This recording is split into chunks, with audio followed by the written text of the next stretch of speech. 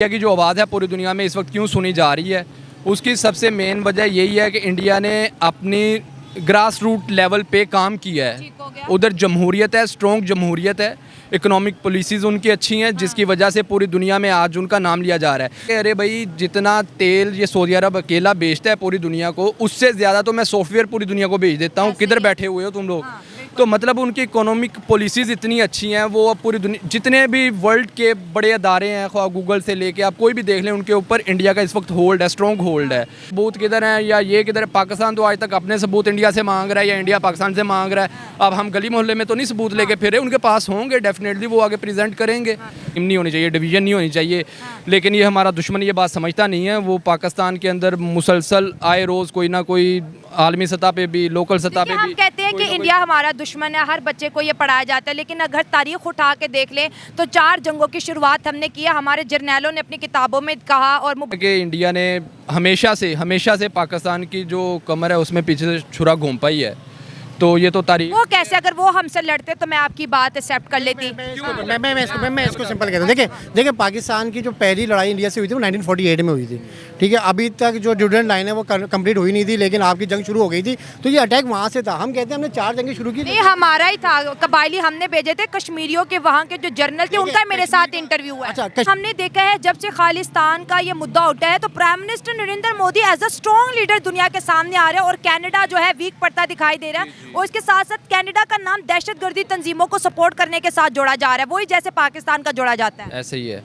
इसकी सब तो मेन बड़ी वजह क्या इंडिया आरएसएस या हिंदुइज्म है जो उनको होल्ड करता है। अगर इसके अगेंस्ट आप देखें उधर और भी पार्टीज हैं, कांग्रेस है, वो क्यों नहीं कामयाब है? क्योंकि वो एक सेकुलर जमात है जो मुसलमानों को भी साथ लेके चलना चाह रही है। ये जो बीजेपी है ये बिल्कुल जैसे इमरान खान साहब भी कहते रहे थे, ये आरएसएस की एक, वो हिटलर की एक, नासिज्म की एक फेशिस्ट जो चेहरा है वो उसको प्रेजेंट कर रही है। अगर ओन करेगा तो दहशतगर्द डिक्लेयर करना पड़ेगा उसको और या फिर वो ओन ना करे और फिर उन चीज़ों को लेके भाई हाँ ठीक है इंडिया ऑन नहीं करे, वो करे सबूत पेश करते, हम पे क्यों इल्ज़ाम लगाया जा रहा है। अब इल्ज़ामात की जंग जो है, आज हम बात करेंगे खालिस्तान पर और इसके साथ साथ कनाडा में जो निज्जर है खालिस्तानी लीडर, उसके मर्डर पे व्हाइट हाउस का क्लियर बयान आया। माइकल रोबिन ने कहा है कि जो है कनाडा को टेररिस्ट को सपोर्ट नहीं करना चाहिए।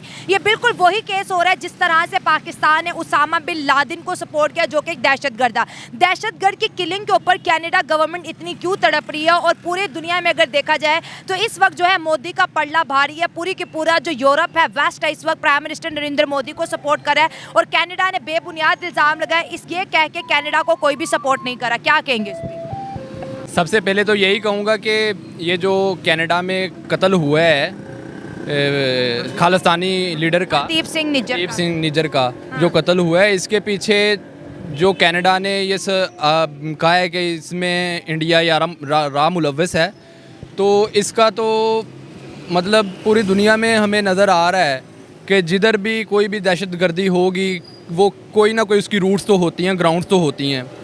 तो जिस जगह पे इन्फ्लुएंस है किसी तहरीक का, वो इन्फ्लुएंस उसी कंट्री का ही पर्सन कोई होगा तो वो उसको काउंटर करने की ज़रूर कोशिश करेगा। ठीक हो गया। तो इसमें तो एक ये राय नज़र आती है कि ये बिल्कुल कनाडा का मौक़िफ़ ठीक है कि इसके पीछे इंडिया मुलव्विस है। ठीक है। तो जो रही बात जो आपकी अमेरिका की है कि अमेरिका ने क्यों इंडिया का साथ दिया है, इस पहले तो वो कनाडा को उन्होंने सपोर्ट किया, लेकिन आप तहकीक करें फिर बात करें। उसके बाद उन्होंने उसकी सिंपल सी बात यही है कि माइट इज़ राइट। जिधर अमेरिका बहादुर होगा सब वो फैसले उधर ही जाएंगे। अमेरिका का जो है वो इस इलाके में, पूरे ख़ित्ते में अगर कोई स्ट्रॉन्ग अलाई इस वक्त मौजूद है तो वो इंडिया ही है। तो अमेरिका कभी भी नहीं चाहेगा कि इंडिया को इस सफारती जंग में तनहा कर दे, तो वो इसमें भरपूर साथ देगा इंडिया का। और यूरोपियन नेशन जितनी भी हैं, मुझे नहीं लगता कि वो अमेरिका के फ़ैसलों के अगेंस्ट जाएंगे, क्योंकि हमने अब तक जितना भी देखा है, वो ख्वाह फ़लस्तीन का मसला हो, कोई भी मसला हो, अमेरिका हमेशा अपने अलायंस का साथ देता है और इस मौका पे भी इंडिया का वो साथ ज़रूर देगा। मुझे यही लगता है। ठीक हो गया। लेकिन हमने देखा है जब से खालिस्तान का ये मुद्दा उठा है तो prime minister Narendra Modi as a strong leader दुनिया के सामने आ रहे हैं, और कनाडा जो है वीक पड़ता दिखाई दे रहा है। और इसके साथ साथ कनाडा का नाम दहशतगर्दी तंजीमों को सपोर्ट करने के साथ जोड़ा जा रहा है, वही जैसे पाकिस्तान का जोड़ा जाता है। ऐसे ही है। इसकी सब तो मेन बड़ी वजह क्या इंडिया की जो आवाज़ है पूरी दुनिया में इस वक्त क्यों सुनी जा रही है, उसकी सबसे मेन वजह यही है कि इंडिया ने अपनी ग्रास रूट लेवल पे काम किया ठीक हो है। गया। उधर जमहूरियत है, स्ट्रॉन्ग जमहूरियत है, इकोनॉमिक पॉलिसीज़ उनकी अच्छी हैं, जिसकी वजह से पूरी दुनिया में आज उनका नाम लिया जा रहा है। जब ये अभी इस G20 का समिट हुआ है, उसमें नरेंद्र मोदी ने तमाम जो जितने भी कंट्रीज़ थे आए हुए 20 के 20, उनमें उसने ये बात कही है कि अरे भाई, जितना तेल ये सऊदी अरब अकेला बेचता है पूरी दुनिया को, उससे ज़्यादा तो मैं सॉफ्टवेयर पूरी दुनिया को बेच देता हूँ। किधर बैठे हुए हो तुम लोग? तो मतलब उनकी इकोनॉमिक पॉलिसीज़ इतनी अच्छी हैं, वो अब पूरी दुनिया जितने भी वर्ल्ड के बड़े अदारे हैं, ख्वाह गूगल से लेके आप कोई भी देख लें, उनके ऊपर इंडिया का इस वक्त होल्ड है, स्ट्रॉन्ग होल्ड है। तो इंडियंस की लॉबी पूरी दुनिया में है इस वक्त, तो वो जो दिखता है वो बिकता भी है। अच्छा, वो इसी के ऊपर काम कर रहे हैं। मामला है और हमारे पाकिस्तानी सेव पंजाब से पंजाब का एक्स कर रहे हैं, ये हैशटैग फेमस कर रहे हैं। हमारा जब भी इंडिया के किसी के साथ कोई पंगा होता है तो हम उसके दुश्मन को अपना दोस्त बना के सपोर्ट करने लग जाते हैं, क्या वजह है? ये तो हाँ, क्या देखिए, कहेंगे? एक चीज़ होती है कि हक के खुद इरादियत, अच्छा, ठीक है। खालिस्तान तहरीक का पाकिस्तान से डेफिनेटली कोई ताल्लुक नहीं है, लेकिन पाकिस्तान अगर सपोर्ट करता है नैरेटिव तो वो तहरीक आज़ादी है, ठीक है। पाकिस्तान जो खुद मारिज़ वजूद में आया वो एक तहरीक आज़ादी के तहत ही आया। इसके बाद अगर कश्मीर है, ठीक है, और फ़लस्तीन है, और अब जाहिर सी बात है खालिस्तान की तहरीक है। इसके अलावा आपके इंडिया के साउथ के भी कुछ इलाके जहाँ पे तहरीक आज़ादी चल रही है, तो पाकिस्तान का सपोर्टिव सिर्फ इस हद तक होता है कि तहरीक आज़ादी जो है वो हर एक का बुनियादी हक है, ठीक है। लेकिन हम खालिस्तान का मैप क्यों नहीं देखते? पूरे पंजाब को भी लपेटा हुआ है उन्होंने, लाहौर को उन्होंने अपना कैपिटल कहा हुआ है। देखिए, लाहौर को कैपिटल नहीं कहा हुआ, अभी अगर रिसेंटली नहीं, ऑफिशियली नहीं, खालिस्तान का मैप तरफ से ऑफिशियली उनकी तरफ से नहीं है। अभी भी चंद तकरीबन 2-3 महीने पहले एक उधर नौजवान वो नया जो उठा था सिख लीडर, तो उसे भी जब ये क्वेश्चनिंग की जाती थी वो लाहौर को मतलब वो ऑफिस में आया था, तो अमृतसर क्यों, लाहौर क्यों नहीं? तो डेफिनेट सवाल यहाँ पे आता है कि पाकिस्तान में जो हमारी जो अभी हम इस वक्त पंजाब में बैठे हुए हैं, और जितनी यहाँ पे सिखों को यहाँ से लेके आप ये कह लें कि ननकाना साहब से लेके और वहाँ तक जितनी आज़ादी सिखों को मौजूद है, जिस बाज़ार में आप खड़ी हुई हैं यहाँ पे कोई दर्जनों दुकानें सिखों की मौजूद है, और जितनी आज़ादी और उनको यहाँ पे हासिल है, तो वो वहाँ पे नहीं है। देखिए, आज़ादी तो उनको भी थी, लेकिन वो एक कंपेन अपनी चला रहे हैं कि जी खालिस्तान बनाना है, खालिस्तान बनाना है। तो आप क्या इंडिया के डिवीजन को सपोर्ट करते हैं? कौन अपने दुश्मन का बुरा नहीं चाहता? अगर इंडिया हमें 4 हिस्सों में या 5 हिस्सों में तकसीम करना चाहता है, गली गली मोहल्ले में हमारी ये जो इतनी जंग लड़ी गई है, इसमें अंदरूनी अनासर बिल्कुल मुलव्वस हैं, लेकिन उनको सपोर्ट बैरूनी अनासर की ही मिली थी शुरू में। अब तो हाँ, बलूचिस्तान का केस है, कोई भी है, तो हम तो ये चाहते हैं कि पहले तो बात ये होनी चाहिए, बहसीत इंसान के कहीं भी इस तरह की लड़ाई झगड़े नहीं होने चाहिए, तकसीम नहीं होनी चाहिए, डिवीज़न नहीं होनी चाहिए। लेकिन ये हमारा दुश्मन ये बात समझता नहीं है। वो पाकिस्तान के अंदर मुसलसल आए रोज़ कोई ना कोई आलमी सतह पे भी, लोकल सतह पे भी हम कहते हैं कि इंडिया हमारा दुश्मन है, हर बच्चे को ये पढ़ाया जाता है, लेकिन अगर तारीख उठा के देख लें तो 4 जंगों की शुरुआत हमने किया, हमारे जर्नैलों ने अपनी किताबों में कहा, और मुबश्शिर लुकमान के साथ जो है इंटरव्यूज़ किए। तो अगर जब हर दफ़ा जंगें हम कर देते हैं तो फिर दुश्मनी का इल्ज़ाम हम उन पर कैसे लगा देते हैं? फिर इसके जवाब अगर दिए जाएंगे तो फिर आपका ये चैनल भी बंद होगा, और फिर वो वीगो डाले वाले आपको सारा पता ही है। तो हम वो बोलेंगे जितनी हमें इजाज़त है। लेकिन बात सिर्फ ये नहीं है कि हमारा इसमें कसूर है। इसमें कोई शक नहीं है कि इंडिया ने हमेशा से पाकिस्तान की जो कमर है उसमें पीछे से छुरा घूम पाई है। तो ये तो तारीख वो कैसे, अगर वो हमसे लड़ते तो मैं आपकी बात एक्सेप्ट कर लेती। मैं इसको सिंपल कहता हूँ। देखिए, पाकिस्तान की जो पहली लड़ाई इंडिया से हुई थी वो 1948 में हुई थी, ठीक है। अभी तक जो ड्यूडेंट लाइन है वो कंप्लीट हुई नहीं थी, लेकिन आपकी जंग शुरू हो गई थी, तो ये अटैक वहाँ से था। हम कहते हैं हमने 4 जंगें शुरू की, नहीं हमारा ही था, कबायली हमने भेजे थे, कश्मीरियों के वहाँ के जो जर्नल थे उनका मेरे साथ इंटरव्यू हुआ। अच्छा, कश्मीर में क्यों था? सवाल ये था कश्मीर का केस क्या था? क्या ड्यूडेंट लाइन के अंदर कश्मीर को पाकिस्तान में नहीं आना था उस वक्त 1947 में? तो हम तो मशरकी और मगरबी पाकिस्तान की बात करते थे, कश्मीर की तो कभी जिक्र ही नहीं किया। मशरकी पाकिस्तान मगरबी पाकिस्तान बात 71 में अलग हुई है, ठीक है। डेफिनेटली वो एक सियासी केस हो गया था, तो वहाँ पे 71 के ऊपर ठीक है उन्होंने अलग किया, लेकिन पाकिस्तान ने कभी उनके हक़ को ऐसा नहीं कि नहीं माना। 71 में उनको आज़ादी मिली, पाकिस्तान ने ये वहाँ पे बाय फोर्स नहीं किया कि नहीं हम आज़ादी नहीं देंगे या नहीं करेंगे। हार गए थे ना, फिर आज़ादी तो देनी थी ना। हमने तो कोशिश बड़ी की थी 1971 में बचाने की कि मशरकी पाकिस्तान अलग ना हो, और उसी के बाद से हमारी इकोनॉमी डूबी। ज़्यादा इंडस्ट्री 1971 में थी, लेकिन आज दोबारा से अगर हम बात करें खालिस्तान की और पाकिस्तान के इंटरफेरेंस की, तो इस वक्त जो है हम और इसके साथ साथ जितने भी लोग खालिस्तान को सपोर्ट करें वो वीक पड़ते जा रहे हैं। लेकिन इंडिया का जो नैरेटिव है दहशत गर्दों को लेकर, जैसे उनके प्राइम मिनिस्टर कहते हैं कि मैं दहशत गर्दों को घुस के मारूंगा, इसके साथ उनकी लिस्ट में जितने भी वांटेड टेररिस्ट है वो पाकिस्तान के हो या फिर वो कनाडा के अंदर मौजूद हो, सभी टपकाए जा रहे हैं, लेकिन सबूत कोई नहीं है। देखिए इस पे मैं जवाब देना पसंद करूंगा। जवाब इसमें सिंपल ये है कि देखिए जो हुर्रियत पसंद है वो कभी भी दहशतगर्द नहीं होता, चाहे इंडिया बोले चाहे अमेरिका बोले, ठीक है। जब तक आप उसको ठीक है, हम ये मानते हैं कि इन्फ्लुएंस अमेरिका का ज़्यादा है, इंडिया ने अमेरिका को खुश किया हुआ और अमेरिका का इत्यादि है, तो जाहिर ज़्यादा अमेरिका उसकी बात को ओन करता है। लेकिन अब ये चीज़ कनाडा के अंदर आई है। देखें जो खालिस्तान के लीडर थे वो अगर वहाँ पर मारे गए, ठीक है, तो सवाल ये था कि वहाँ पर इंडिया ने अटैक तो नहीं किया, इंडिया ना, हाँ तो नहीं किया, लेकिन इंडिया ने जो काम किया है वहाँ पे एक तरीके से वो उसको ओन कर रहा है। देखिए अभी तक वो उसको ओन कर रहा है, उसने टोटली डिनाई नहीं किया कि नहीं मैंने नहीं मारा, ठीक है। अब सवाल ये है कि अगर वो ओन कर रहा है तो संदर्भ में दुनिया में कहीं भी कर सकता है। आज अगर वो कनाडा में कर रहा है, कनाडा एक न्यूट्रल मुल्क है, ठीक है, तो कल को वो फ्रांस में भी कर देगा, उसके बाद पाकिस्तान में तो कर चुका है। लेकिन खालिस्तान तहरीक जो अगर उसका ताल्लुक हम बात करें कनाडा के ऊपर, तो कनाडा में ये तहरीक बाकायदा एक जो है वो जमहूरी तहरीक चल रही थी, जिसके अंदर रेफरेंडम्स थे, जिसके अंदर तहरीकें थी, लोगों के इज्तिमा थे, सारा कुछ उसके तहत भी काम हो रहा था। कुछ जाके वो अटैक तो नहीं कर रहे थे इंडिया के ऊपर, लेकिन ये चीज़ उसको पसंद नहीं थी इंडिया को।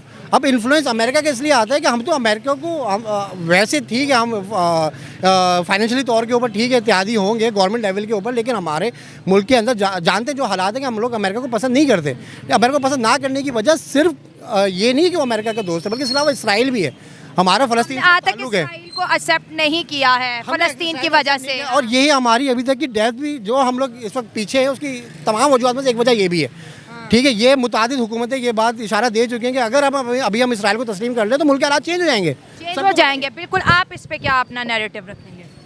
सही बात है, इसराइल को अगर तस्लीम करेंगे तो हालात चेंज होंगे, उसमें तो कोई शक नहीं है कि हालात चेंज होंगे आलमी सतह के ऊपर। लेकिन क्या हम ये कर सकते हैं? ये हमारे कैमरे की तरफ देखें। कायद आज़म का जो था नैरेटिव उनका यही था कि जब तक फ़लस्तीनियों को उनका जो वतन है उसके ऊपर कोई जस्ट सेटलमेंट नहीं उनके साथ की जाती, तब तक पाकिस्तान इसराइल को तस्लीम नहीं करेगा। अब अरब ममालिक जितने भी हैं या कोई भी है वो इसराइल को तस्लीम कर रहे हैं या इशारे दे रहे हैं या नक्शे शो करके वो सारा कुछ करवा रहे हैं कि हम इसराइल के साथ जो नॉर्मलाइजेशन की तरफ जा रहे हैं। वो दो कौमी नज़रिया तो नहीं है, लेकिन वो आप कह लें कि अच्छा चले, ये तो तरीके हम अपने टॉपिक पे दोबारा आते हैं। एक बड़ा ही अहम सवाल मैं उठाने जा रही हूँ। जिस तरह से दोनों के बीच जो खारजा पॉलिसी है उनकी फॉरेन पॉलिसी ख़त्म होती दिखाई दे रही है, और अभी जो है इंडियन लोगों का ये कहना है कि हम कनाडा छोड़ के जा रहे हैं, उनके अंदर यूनिटी दिखाई दे रही है। और $4 बिलियन से ज़्यादा की जो है सिर्फ स्टूडेंट इंडिया के स्टूडेंट कनाडा को जो है बिजनेस दे रहे हैं। लेकिन जो ट्रूडो है पहले उसने कहा कि ये एजेंट करवा रहे हैं, और अब वो कह रहे हैं कि इंडिया के साथ हम अपना ट्रेड कंटिन्यू करना चाह रहे हैं, ग्रोइंग इकोनॉमी है। तो प्रेशर लगने की वजह से पीछे आ रहा है। अगर जंग करनी थी तो फिर मैदान में जाता, भाग क्यों रहा है?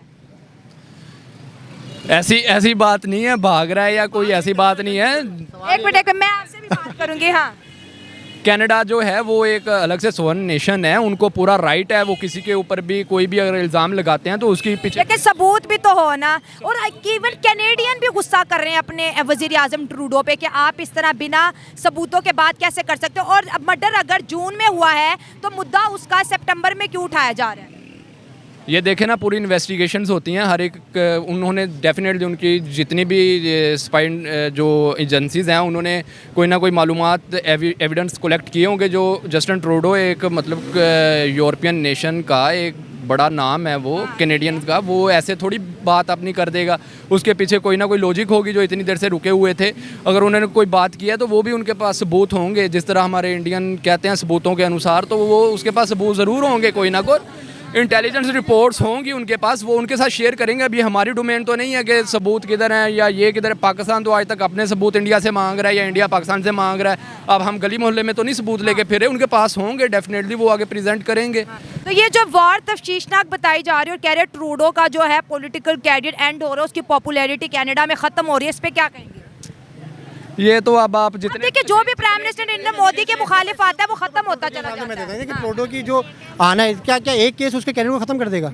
डेफिनेटली उसका एक केस नहीं करेगा। उसामा बिन लादेन की आवाज़ क्यों उठी है व्हाइट हाउस से? देखिए व्हाइट हाउस से उसामा बिन लादेन की अगर वो उठी है तो सबसे पहला सवाल तो ये होगा, पहले डिक्लेयर तो करें कि हरदीप सिंह जो था वो टेररिस्ट था, ये तो अभी बाय वर्बल है ना। देखिए वो कनाडा के अंदर इलीगल तरीके से आया था, फिर उसने जो है वहाँ पे 2 नंबर शादी भी की थी, वो भी कैंसिल हो गया था। इंडिया में जो है उसके सर की कीमत 10 लाख लगाई गई थी। हर तरीके से साबित तो है कि इंडिया उसको मोस्ट वांटेड टेररिस्ट में उसका नाम था, तो वो तभी तो टपकाया गया। इंटरनेशनली नहीं कर सका। देखिए अगर इंटरनेशनली इंडिया ये साबित कर देता तो इंडिया को इस तरह का व्हाइट हाउस क्यों कह रहा है कि ये भी वैसे उसामा बिन लादेन की तरह निज्जर भी निकला। देखिए सवाल तो ये था ना कि अगर ये भी चीज़ साबित हो जाती है तो सबसे पहले तो व्हाइट हाउस को ये साबित करना पड़ेगा कि ऐसा इनको वो क्यों फाइट क्यों करनी पड़ी, उन्होंने ओपनली क्यों नहीं मार दिया अगर दहशतगर्द था। और अगर दहशतगर्द था तो पाकिस्तान के ऊपर या ईरान के ऊपर जैसे पाबंदियां लगी हैं तो कनाडा के ऊपर पाबंदी क्यों नहीं लगी कि दहशतगर्द को आपने रोका हुआ है। लेकिन इस ये बड़ा अच्छा सवाल है। ठीक है, तो लेकिन सवाल ये है कि ये अभी इंडिया ने केस हाईलाइट किया है। इंडिया 2 जगह आके फंसा है फॉरनली, अपनी 2 जगह, या तो ओन करे कि उसने मारा है, ठीक है। दूसरी चीज़ ये कि वो अगर ओन करेगा तो दहशतगर्द डिक्लेयर करना पड़ेगा उसको और या फिर वो ओन ना करे और फिर उन चीज़ों को लेके भाई हाँ ठीक है इंडिया ऑन नहीं करे, वो करे सबूत पेश करते, हम पे क्यों इल्ज़ाम लगाया जा रहा है। अब इल्ज़ामात की जंग जो है कंटिन्यू है। हमारे जो बिलावल भुट्टो जरदारी है वो कह रहे हैं कि ये हिंदुत्व है, ये हिंदू राष्ट्र का जो एजेंडा है निज्जर की जो है मर्डर के बाद सामने आ गया है कि वो हर जगह हिंदू राष्ट्र बनाना चाहते हैं और सिख कम्युनिटी को जो है टारगेट कर रहे हैं। हालांकि देखा जाए तो सिख तो पंजाब का शुरू से हिस्सा रहे हैं, वो वहाँ पे रह भी रहे हैं।